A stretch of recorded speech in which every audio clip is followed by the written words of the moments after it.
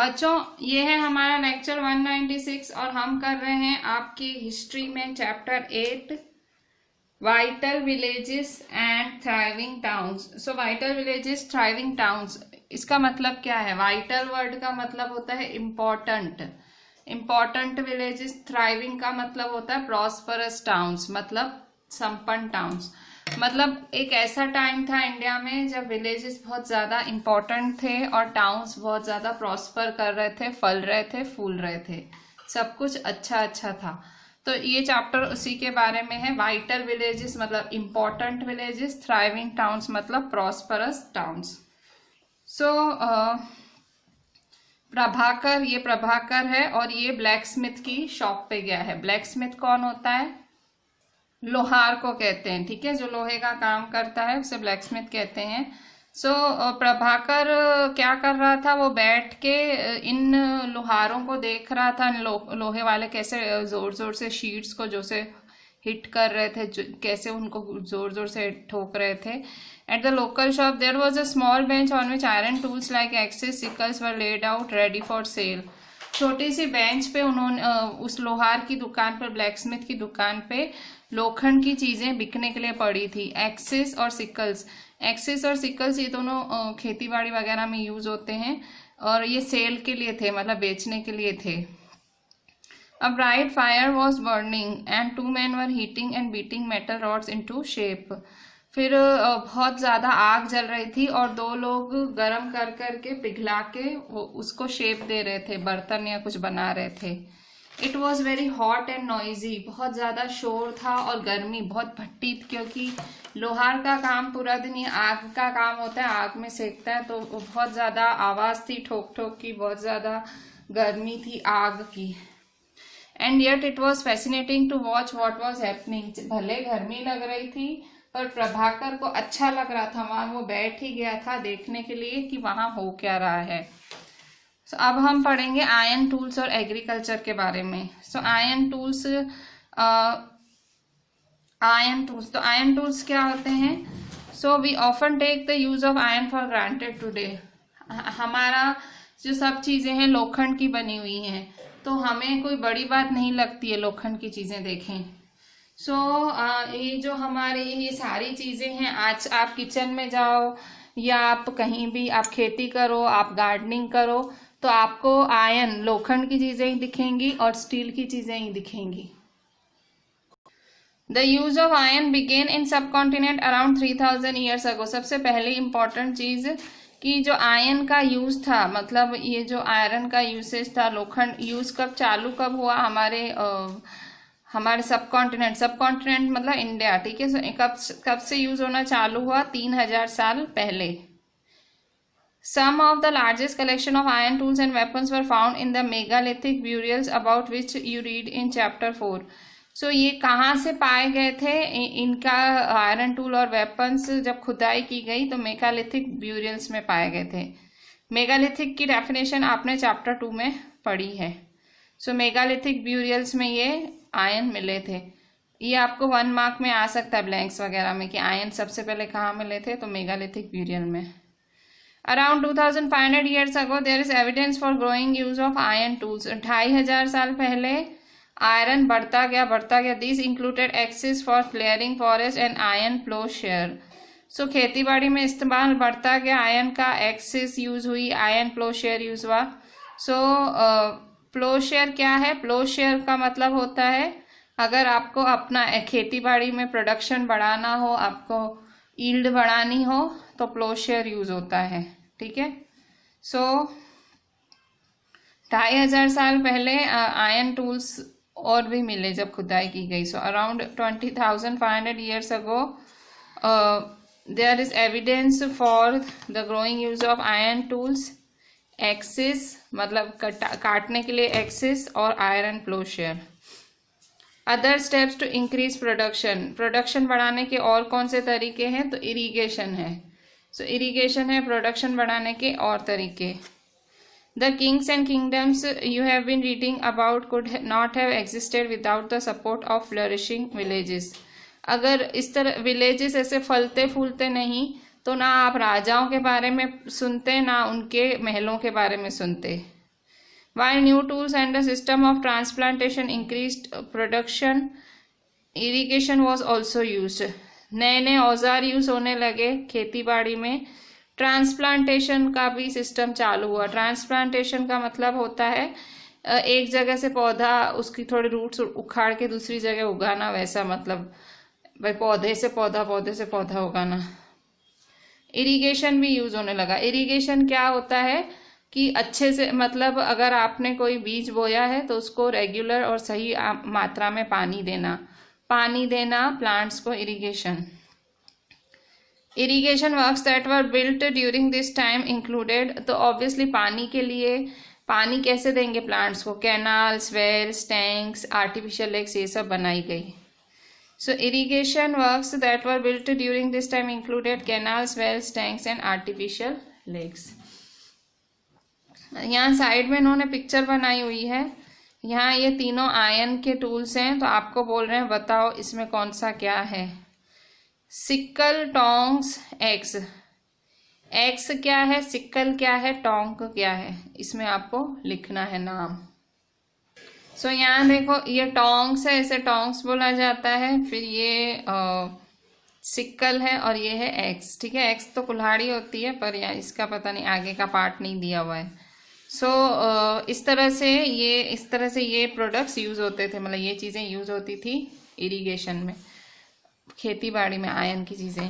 Irrigation का मतलब क्या होता है, इरिगेशन का मतलब पानी देना। तो पानी तो कैसे दोगे, कुछ होना चाहिए ना, मतलब तो कैनाल से दिया जाता था, वेल से, टैंक से, आर्टिफिशियल। ये सब क्या है, इन सब में पानी इकट्ठा किया जाता है। ठीक है, पानी इकट्ठा होता है, वहां से ही पौधों को मिलता है। ये सारे ऐसे मतलब कंटेनर टाइप है बड़े बड़े, जिनमें पानी इकट्ठा होता है और फिर प्लांट्स को मिलता है। कंटेनर नहीं बोल सकते हो भाई, टैंक है, आपको पता टैंक क्या होता है, वेल कुआं होता है। ठीक है, बड़े बड़े कैनाल्स बनाए जाते हैं, आर्टिफिशियल लेक्स बनाए जाते हैं, लेक्स, ठीक है, पता है ना आपको। इन सब में पानी होता है और ये प्लांट्स को भेजा जाता है। अब पेज नंबर 80 पे आ जाओ। Who lived in the villages, in villages में रहता कौन था। There were at least 3 kinds of people living in most villages in the southern and northern continent. मतलब नॉर्दर्न और साउदर्न पार्ट्स में कौन कौन रहता था। There were at least 3 different kinds of people living in most villages in the southern and northern parts of the subcontinent. Northern और southern parts में 3 तरह के लोग रहते थे। इन द तमिल रीजन, ये बहुत इंपॉर्टेंट चीज है कि विलेजेस में रहता कौन था। तो 3 तरह के लोग रहते थे, 3 different kinds of people. Southern and northern parts of subcontinent. Tamil region में कौन रहता था। In the Tamil region large land owners were known as Vellalar. ठीक है, जो बड़े बड़े जमींदार होते थे उन्हें वेलालर कहा जाता था। फिर ordinary Plowman,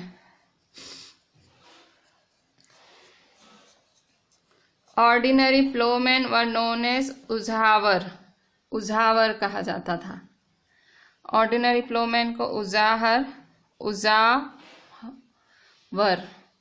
and landless labourers, जिनके पास जमीनें नहीं होती थी, landless labourers including slaves were known as कड़ाई, सियार एंड आदिमाई।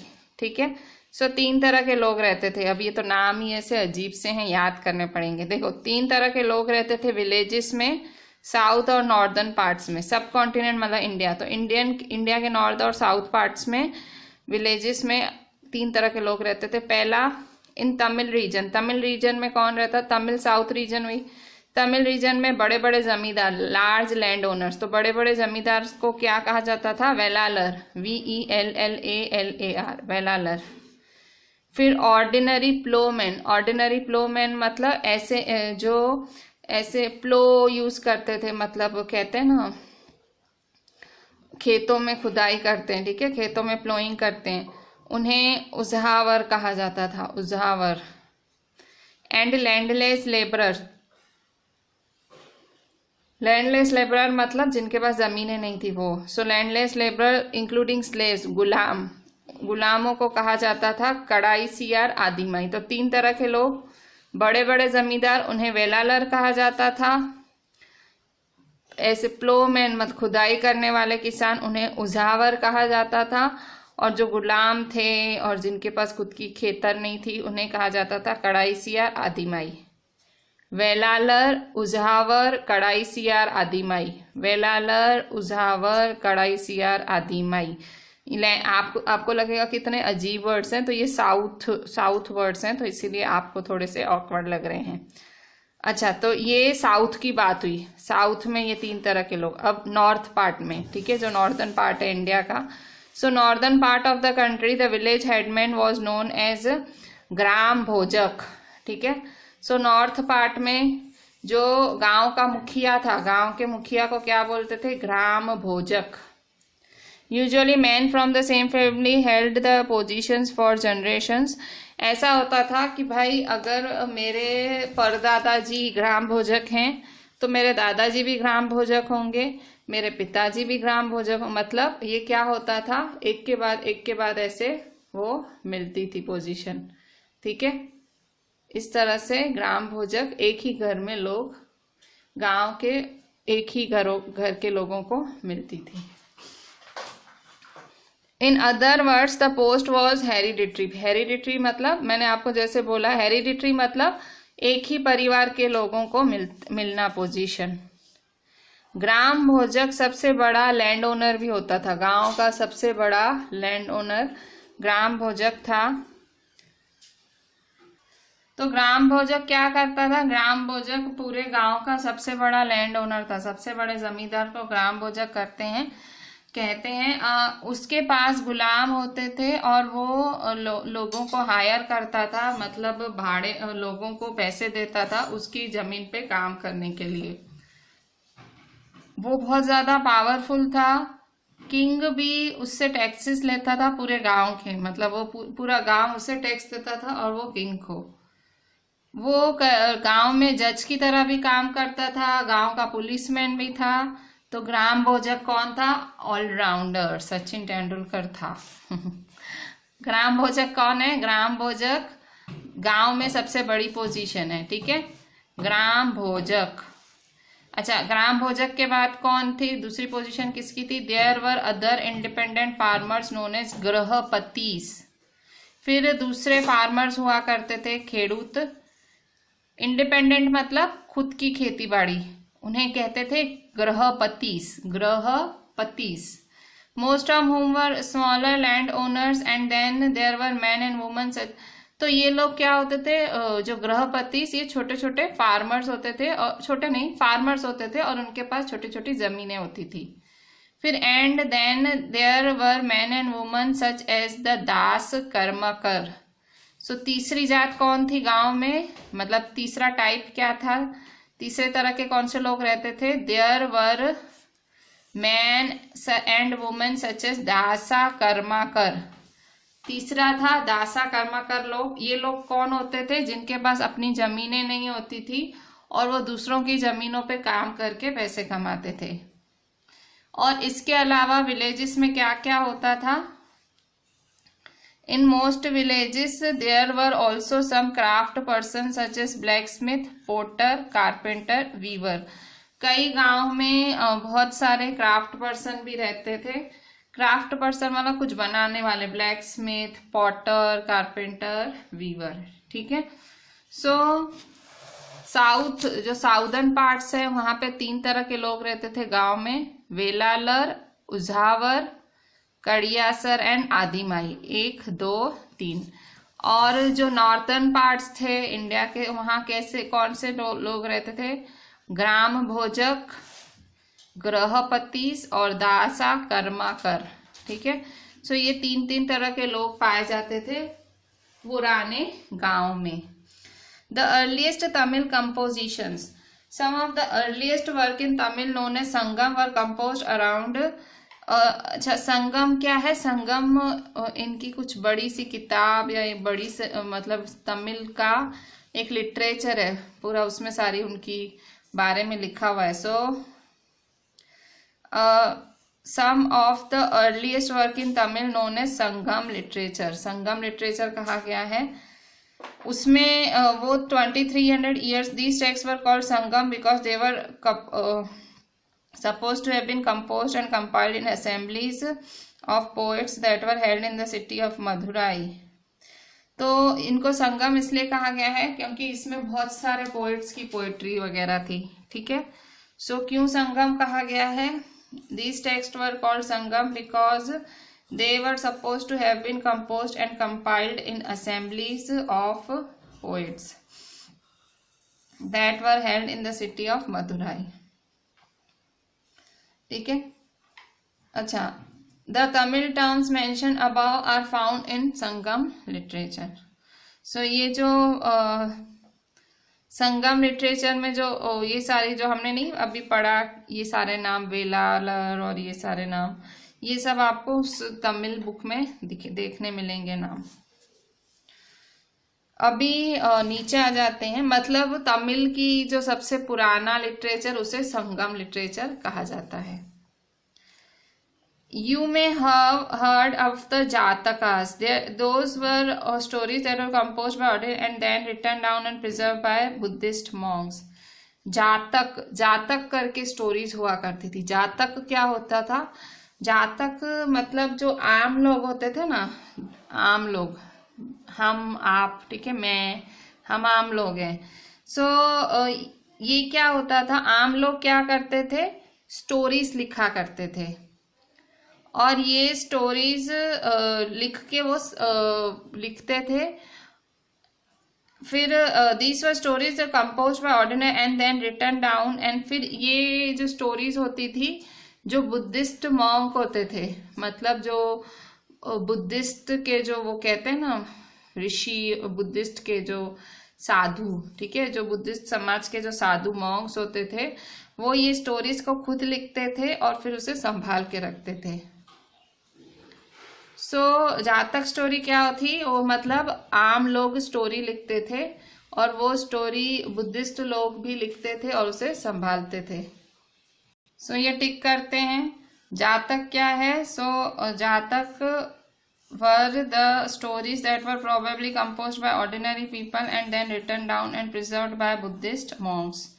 सो ऐसी स्टोरीज, बहुत ऐसे इंटरेस्टिंग स्टोरीज होती थी भाई, कैसे गरीब आदमी अमीर बन गया, कैसे एक गरीब लड़की की अमीर राजकुमार से शादी हो गई, ऐसी ऐसी स्टोरीज होती थी, ठीक है भाई। जो ये जातक स्टोरीज थी, मतलब ये आम आदमी द्वारा लिखी हुई स्टोरीज थी। सो यहाँ पे एक पूरी स्टोरी लिखी हुई है, ये ऑरेंज बॉक्स में मैं आपको ये बता देती हूँ, आपको इंटरेस्टिंग लगेगी। यहाँ एक गरीब आदमी की कहानी है, कैसे वो पैसे वाला हो गया। The clever poor man story का नाम है। एक समय की बात है कि एक बहुत ही गरीब और समझदार, गरीब था पर समझदार आदमी था, वो सिटी में रहता था। उसका एक ही साधन था, डेड रैट, मरा हुआ चूहा, मरे हुए चूहे से वो पैसे कमाता था। वो क्या करता था, he started off by selling it for a coin to a hotel for their cat. मतलब एक होटल में बिल्ली पाली हुई थी, सो वहां वो क्या करता था, मरे हुए चूहे ढूंढता था और एक चूहा जाके उस होटल में एक कॉइन से एक चूहा उनको बेचता था। बदले में एक कॉइन लेता था और मरा हुआ चूहा होटल वालों को बेचता था। होटल वालों ने बिल्ली पाली हुई थी, वो उसको खिलाते थे। एक दिन आंधी आई और जो राजा का जो गार्डन था पूरा खराब हो गया, ब्रांचेस और लीव्स के साथ पूरा, मतलब आंधी की वजह से पूरा गार्डन खराब हो गया। Gardener was at a loss as to how to clear the mess. Gardener सोच में पड़ गया कि गार्डन साफ कैसे करूं, राजा का गार्डन बिल्कुल तहस नहस हो गया था। तो उस आदमी ने बोला कि मैं गार्डन क्लीन करके देता हूं, मैं तभी तुमको गार्डन क्लीन करके दूंगा अगर तुम मुझे ये लकड़े और ये पत्ते रखने दोगे। गार्डनर मान गया।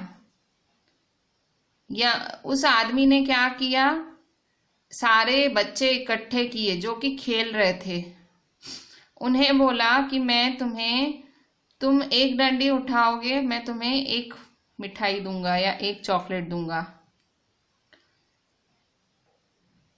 एक डंडी और एक पत्ते पे मैं तुम्हें चॉकलेट दूंगा। कुछ ही समय में सारा जो कचरा था बच्चों ने ढेर लगा दिया राजा के महल के आगे। उसी समय जो राजा का पॉटर था, पॉटर मतलब जो राजा का मटके बनाने वाले होते हैं, तो राजा का जो मटके पॉटर था उसको उसी टाइम फ्यूल चाहिए था। फ्यूल का मतलब लकड़े चाहिए थे, ताकि जिस पे वो अपने पॉट्स बना सके, मटके बना सके। तो उस पॉटर ने, राजा के पॉटर ने उस आदमी से वो लकड़े खरीद लिए।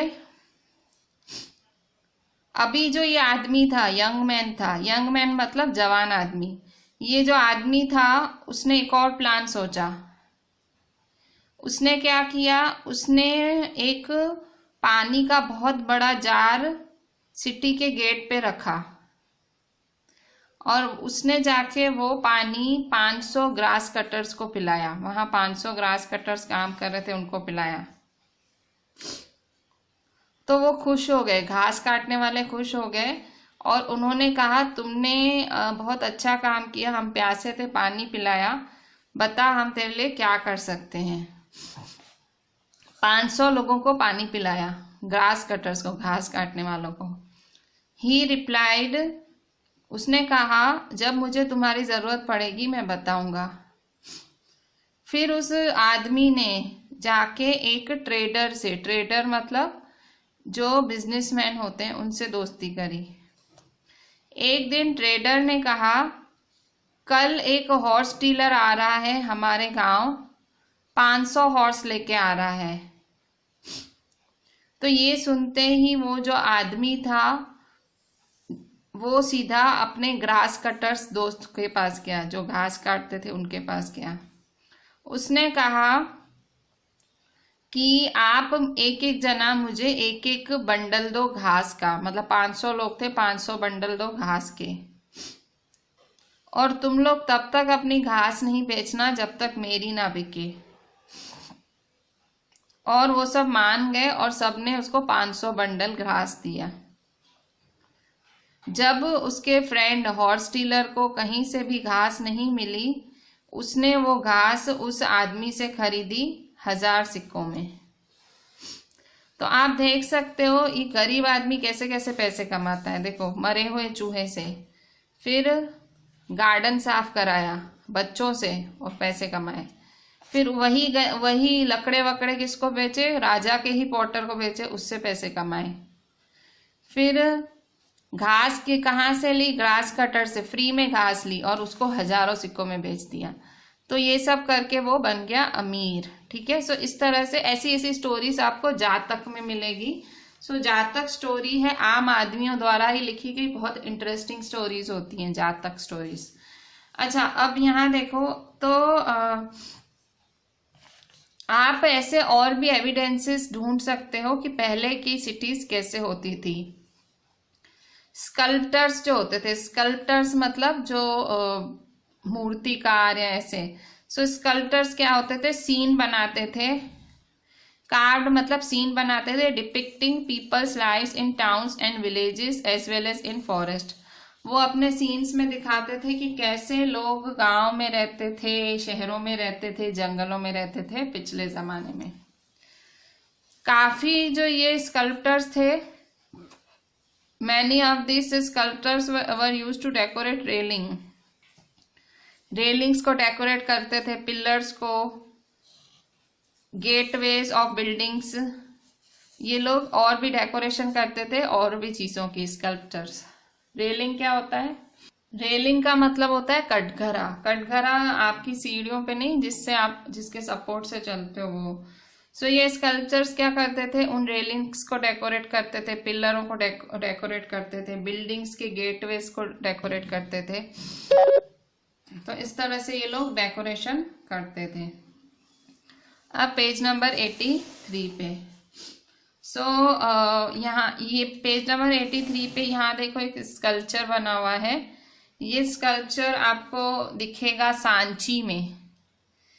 सांची के गेट पे है ये। This is a sculpture from Sanchi, और यहाँ ये एमपी में है, मध्य प्रदेश में है, ठीक है।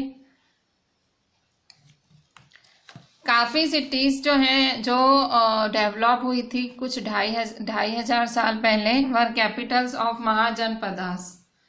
जो सिटीज डेवलप हुई थी बहुत सारे साल पहले, many of the cities that developed from about 2500 years ago were capitals of mahajanapadas. So ये सिटीज कैपिटल्स थी महाजनपदास की। Some of the cities were surrounded by massive fortification walls, और इन सिटीज के आगे आजू बाजू बड़े बड़े किले, बड़ी बड़ी दीवारें बनाई गई थी। काफी सिटीज में आर्कियोलॉजिस्ट है फाउंड रोज ऑफ, आर्कियोलॉजिस्ट मतलब जो पुरानी चीजों की खुदाई करते हैं वो लोग। काफी सिटीज में जो आर्कियोलॉजिस्ट थे उनको पॉट्स मिले, ceramic rings arrange one on top of other. Ceramic मतलब ऐसे कांच जैसा ही होता है। सो ये देखो रिंग्स ऐसे बनी मिली, एक के ऊपर ऐसी ये रिंग्स हैं। तो उनको मटके मिले, रिंग्स मिले। These are known as ring well. इन्हें क्या कहा जाता है? Ring well. रिंग वेल किसको कहा जाता है? जी अभी ये सिरेमिक रिंग मतलब एक तरह का कांच ही होता है, चीनी होती है। सो ये कांच एक के ऊपर ऐसे रिंग के शेप में, उसे सिरेमिक रिंग या रिंग वेल्स कहते हैं। इन्हें मतलब टॉयलेट्स की तरह यूज किया जाता था रिंग वेल्स को, ठीक है। So these seem to have been used as toilets. इन रिंग वेल्स को टॉयलेट्स की तरह यूज किया जाता था। कभी इनको ड्रेन्स की तरह, गटर की तरह यूज किया जाता था, कभी गार्बेज डंप्स, कभी कचरे के डब्बे की तरह। तो रिंग वेल्स को ऐसे ऐसे यूज करते थे। और ये रिंग वेल्स हर किसी के घर में मिलते थे, ठीक है। ऐसे रिंग वेल्स हर किसी के घरों में मिला करते थे।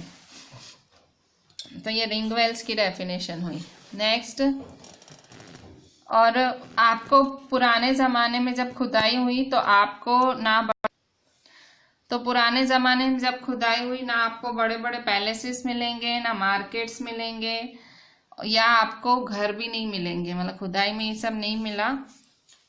अभी भी मतलब आर्कियोलॉजिस्ट अभी भी उनकी खोज चालू है। और जो घर लकड़े के या ऐसे पत्थरों के ऐसे और वुड्स के बने, वो तो बिल्कुल अभी उनका कोई नामो निशानी नहीं है। अगर आप पिछले ज़माने के सिटीज़ के बारे में जानना चाहते हो तो आप सेलर्स की, ट्रैवलर्स की किताबें पढ़ सकते हो। जो पहले मतलब सेलर्स भी घूमते रहते थे, ट्रैवलर्स भी घूमते रहते थे। So another way of finding out about early cities is from the accounts. Accounts का मतलब आप उनके बारे में पढ़ सकते हो। Accounts of sellers and travellers who visited them, जो वहां घूम जाते थे उनके बारे में पढ़ सकते हो। One of the most detail accounts that has been found was by unknown Greek sailor. एक बहुत ही फेमस अकाउंट है सिटीज के बारे में, तो अननोन ग्रीक सेलर द्वारा है। He described all the ports he visited. उसने सारे पोर्ट्स जो भी वो घूमा था, पोर्ट क्या होता है? समुद्र तट, वहां पे तो वो जो भी घूमा था उसके बारे में वो ग्रीक सेलर लिख के गया है। Find Bharuch on map 7 and then read his description. So Bharuch, एक बरूच जगह है हमारे गुजरात में ही है। उसने उसके बारे में लिखा है एक ग्रीक सेलर ने जो यहाँ ट्रैवल करने आया था इंडिया। इसने बरूच को ग्रीस में बरूच को बैरी गाजा बोलते हैं, बैरी गाजा। बरूच को ग्रीस भाषा में क्या बोलते हैं? बैरी गाजा। तो वो क्या लिख के गया है? उसने लिखा है the gulf is very narrow at Barygaza and very hard to navigate for those coming from the sea. जो गल्फ है मतलब बैरी गाजा की जो जगह है बहुत ज़्यादा सांखड़ी है भरूच की जगह, और लोगों के लिए बहुत तकलीफ है कि अगर वो सी से आ रहे हैं तो वो तो भरूच ढूंढ ही नहीं पाएंगे। और अगर शिप्स चलानी है, ऐसे पानी में शिप्स चलाना चाहते हो तो स्किलफुल और एक्सपीरियंस्ड लोकल फिशरमैन होने चाहिए। मतलब स्किलफुल मतलब उनमें बहुत आवड़त होनी चाहिए, और एक्सपीरियंस्ड है, लोकल फिशरमैन होने चाहिए जो राजा द्वारा रखे गए हों। The imports into Barygaza were wine, copper. Barygaza मतलब भरूच में क्या क्या लाया जाता था। The imports into Barygaza, Barygaza मतलब भरूच। बैरी गाजा क्या है? भरूच का ग्रीक नेम है। The imports into Barygaza were wine, copper, tin, lead, coral, topaz, cloth, gold and silver coins. मतलब ये सारी चीजें बाहर से आती थी। और ये लोग बेचते क्या थे? बाहर बेचते क्या थे? खरीदते क्या थे? भरूच वाले या बैरी गाजा वाले क्या खरीदते थे? Wine, copper, tin, lead, coral, topaz, cloth, gold, silver coins, ये सारी चीजें खरीदते थे। और बेचते क्या थे? Exports from the towns included Himalayan plants, plants मतलब हिमालय के प्लांट्स, आइवरी, आइवरी एलिफेंट के वो दांत को कहा जाता है, हाथी दांत, agate, carnelian, cotton, silk and perfumes, ये सारा भेजा जाता था। अगेट और कार्निलियन का मतलब, सो अगेट कार्निलियंस ये दोनों सजा के रखने वाले पत्थर होते हैं, ऐसे ही मतलब ऑर्नामेंटल स्टोन्स नहीं बोलते, सजाने वाली चीजें। कॉटन, सिल्क और परफ्यूम्स, तो ये लोग ये भेजते थे बाहर बाहर शहरों में बेचने के लिए। और खरीदते क्या थे? वाइन, कॉपर, ये सब खरीदते थे और ये बेचते थे। Special gifts were brought by merchants for the king, और जो राजा थे भरूच के उनके लिए लोग गिफ्ट लाते थे, जो मर्चेंट व्यापारी होते थे उनके लिए गिफ्ट लाया करते थे। क्या क्या लाते थे राजा के लिए गिफ्ट में? These included vessels of silver, चांदी के बर्तन, सिंगिंग बॉयज, गाते हुए लड़के, सुंदर औरतें, फाइन वाइन्स, फाइन बोलो औरतें भी गिफ्ट में लाते हैं। सो ये था ऐसे, ये पहले का जमाना है। So special gifts were brought by merchants for the king, king के लिए मर्चेंट्स गिफ्ट लाते थे। These includes vessels of silver, singing boys, गाते हुए लड़के, बोलो ये सुंदर लड़कियां, फाइन वाइन्स, फाइन क्लोथ, ठीक है। सो बैरी गाजा ग्रीक नाम है भरूच का ही, और भरूच है हमारे गुजरात में। सो ये पिछले भरूच की बातें हैं, अभी ऐसा नहीं है भरूच, पहले की बात है। अच्छा, अब पंच मार्क्ड कॉइन्स क्या होता है? सो पंच मार्क्ड कॉइन्स, और पंच मार्क्ड कॉइन्स क्या होते हैं? वो रेक्टेंगुलर शेप में होते थे, कभी स्क्वायर भी, कभी राउंड भी, और कभी ये मेटल से बनाए जाते थे, और मतलब मेटल से, छोटे छोटे मेटल से बनाए जाते थे। इसमें कुछ ऐसे चित्रा नहीं होता था, इंस्क्राइब नहीं होता था, पर स्टैंप मारे जाते थे, पंचिस से ऐसे स्टैंप मार दिए जाते थे, और इसलिए इन्हें पंच मार्क्ड कॉइन्स कहते थे।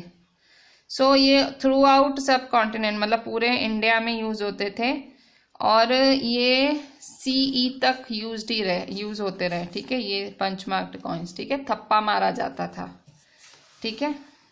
सो पंच मार्क्ड कॉइन्स क्या हैं? The coins were not inscribed but were stamped with symbols using dies और punches, hence they are called punch marked coins, ठीक है। सो उस टाइम सिक्के की जगह पंच मार्क्ड कॉइन्स यूज होते थे। So you may have noticed how wealth is measured in terms of coins, तो ये तो आपको पता ही है, पैसा कॉइन्स के रूप में, पहले नहीं सिक्के दिए जाते थे। Archaeologist have found several thousand of coins belonging to this period. So archaeologist को बहुत सिक्के मिले हैं। The earliest coins which were in use for about 500 years were punch marked coins. So सबसे शुरू में जो कॉइन्स यूज हुए हैं 500 साल पहले, वो पंच मार्क्ड कॉइन्स यूज होते थे। अच्छा, फिर cities with many functions, next page पे, पेज 85 पे। सो सिटीज क्या क्या काम करते थे? Very often a single town was important for a variety of reason, मतलब एक ही टाउन बहुत ज़्यादा फेमस होता था और बहुत सारे काम उसी एक टाउन में होते थे। जैसे कि मथुरा का example, Mathura has been an important settlement for more than 2500 years. जो मथुरा था वो एक रहने के लिए इम्पॉर्टेंट सेटलमेंट था मोर देन 2500 ईयर्स, मतलब 2500 साल पहले मथुरा एक लोगों के बसने के लिए बहुत ही इम्पॉर्टेंट शहर माना जाता था।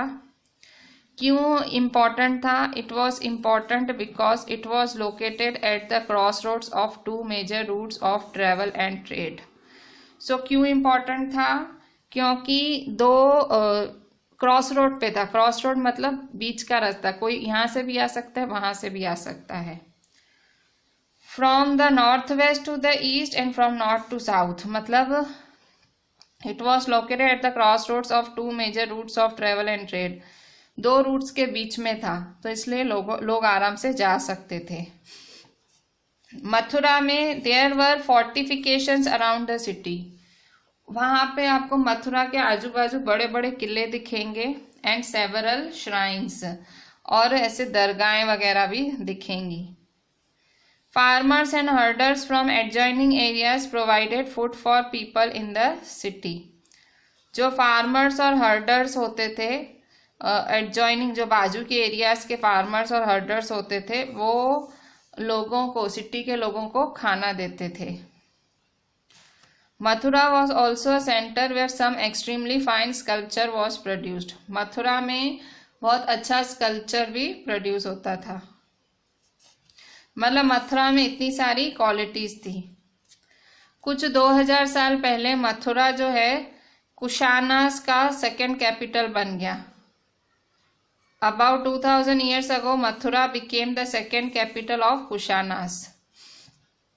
Mathura was also a religious center. Mathura एक बड़ा religious center भी था। There were Buddhist monasteries, Jain shrines, and it was an important center for the worship of Krishna. मतलब पूजा पाठ का भी एक अच्छा सेंटर बन गया मथुरा। मथुरा में बुद्धिस्ट मतलब बुद्धिस्टों के मंदिर, मोनेस्ट्री मतलब बुद्धिस्टों के मंदिरों को मोनेस्ट्री कहते हैं। जैनों के श्राइन्स, जैनों के मंदिर थे। फिर यहाँ पे कृष्णा की भी पूजा होती थी। Several inscriptions on surfaces such as stone slabs and statues have been found in Mathura. आपको बहुत सारी चित्रकारियां मिलेंगी मथुरा में, जैसे कि स्टोन स्लैब्स। स्टोन स्लैब्स मतलब पत्थर, स्टैच्यूज मथुरा में मिलेंगे। मतलब मथुरा की देखो पूरी तारीफ ही लिखी गई है 2 पैराग्राफ में। पूरी मथुरा मतलब ऑलराउंडर सिटी है। So generally these are short inscriptions recording gifts made by men, sometimes woman, to monasteries and shrines. So these are short inscriptions recording gifts. So जो ये इंस्क्रिप्शंस हैं, कौन बनाता था ये इंस्क्रिप्शंस? ये इंस्क्रिप्शंस राजा, रानी, ऑफिसर्स, मर्चेंट्स, क्लार्क, वो सब बनाते थे। मतलब कुछ वो अपनी यादगिरी में बनाते थे कि आगे जाके लोग देखें। इंस्क्रिप्शन क्या होता है? चित्रवाना, मतलब दीवारों पे, पत्थरों पे। तो जैसे आज हम, जैसे आप रान की वाव जाते हो तो ये कुछ लिखा हुआ मिलता है, चित्रा हुआ मिलता है, तो ये पुराने लोग करके गए हैं ताकि हमें पता लगे कि वो लोग रहते थे। So inscriptions were made by kings, queens, officers, merchants and craft persons who lived in the city. For example, instance मतलब example, inscriptions from Mathura mentions goldsmiths, blacksmiths, weaver, basket makers, garment makers, perfumers.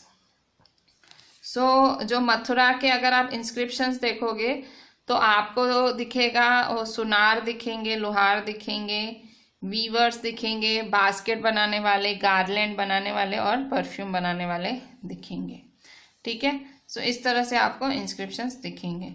So with this I am ending today's lecture. आपको एक एक point बहुत अच्छे से लिखनी है and आपको पेज नंबर 86 जो आपकी एनसीईआरटी है यहाँ तक आपको रीड करना है।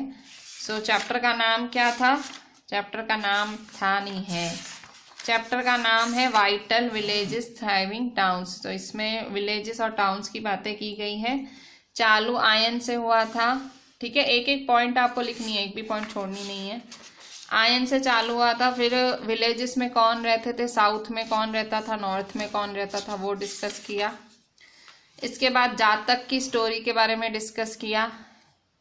इसके बाद हमने रिंगवेल्स के बारे में पढ़ा। इसके बाद हमने सिटीज़ के बारे में पढ़ा, 2 सिटीज़, एक भरूच के बारे में पढ़ा, यहाँ भरूच की स्टोरी पढ़ी। और फिर हमने पंचमार्क्ड कॉइन्स के बारे में पढ़ा और लास्ट में मथुरा। मथुरा पे तो पूरी उन्होंने पोयम ही लिख डाली है। देखो मथुरा का, ये मथुरा के बारे में ही सारा पढ़ा। ठीक है, सो इसी के साथ मैं लेक्चर एंड करती हूँ। Write each and every point very very properly, जो भी टिक कराई है। Read the chapter up to page 86 and WhatsApp me the entire thing. Thank you.